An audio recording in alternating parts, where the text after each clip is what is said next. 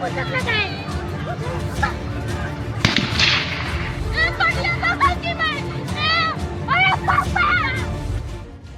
के देवरिया का गौरी बाजार इलाका उस वक्त दहल गया जब दिन दहाड़े गांव में कई राउंड फायरिंग की आवाज गूंजी। इसके बाद इलाके में भगदड़ मच गई और बचाओ बचाओ जैसी चीख पुकार की आवाजें सुनाई देने लगी।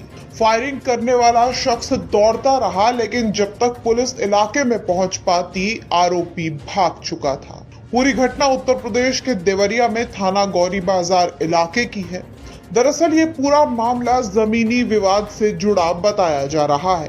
थाना गौरी बाजार क्षेत्र के बांकी के फुलवरिया टोला गांव में शनिवार को दिन दहाड़े राइफल से ताबड़तोड़ कई राउंड गोलियां चलने से भगदड़ मच गई। फुलवरिया टोला के रहने वाले वीरेंद्र यादव ने 2 साल पहले जमीन की रजिस्ट्री करवाकर पक्की दीवार वहां बनवा दी थी, लेकिन वहीं दूसरा पक्ष अशोक पांडे और विनोद पांडे, जो कि दोनों सगे भाई हैं, वो शनिवार को वहां पहुंच गए और उस जमीन को अपनी जमीन बताते हुए दीवार के अंदर बाउंड्री तोड़ने और नींव की खुदाई करने लगे। जब जमीन के मालिक वीरेंद्र यादव ने इसका विरोध किया तो दोनों पक्षों में विवाद हो गया। विवाद की सूचना पर पुलिस आई, लेकिन थोड़ी देर बाद मामला शांत करवा कर वापस लौट गई।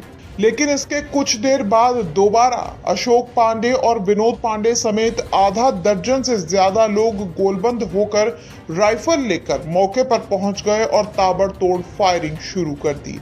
फायरिंग के बाद इलाके में भगदड़ मच गई। दूसरा पक्ष जान बचाते हुए भागने लगा, जिसका वीडियो सोशल मीडिया पर वायरल हो रहा है। बताया जा रहा है कि अशोक पांडे के रिश्तेदार से 2 साल पहले वीरेंद्र यादव ने जमीन खरीदी थी। उसके बाद अशोक पांडे ने भी अपने रिश्तेदार से बाद में जमीन खरीदी और फिर वो अपना रकबा कम होने का दावा करते हुए 2 साल पुरानी बाउंड्री वॉल को तोड़ने की कोशिश कर रहा था। इस पूरी घटना के बाद जब फोरेंसिक टीम मौके पर पहुंची तो जो एविडेंसेस को कलेक्ट किया गया उसमें पुलिस को वहां मौके से 6 खोखे बरामद हुए हैं। गनीमत रही कि इस पूरे गोलीकांड में किसी के हताहत होने की खबर नहीं है। हालांकि आरोपी फिलहाल फरार बताया जा रहा है। वहीं इस पूरे मामले पर पुलिस का कहना है कि जल्द ही आरोपियों की गिरफ्तारी कर ली जाएगी। आज दिनांक 24 से 2026 को डायल 112 पर सूचना मिली कि थाना क्षेत्र गौरी बाजार के अंतर्गत ग्राम बांकीपुर फुलवरिया में नींव चलाने को लेकर 2 पक्षों में विवाद हो गया। इसमें एक पक्ष द्वारा फायरिंग की गई है।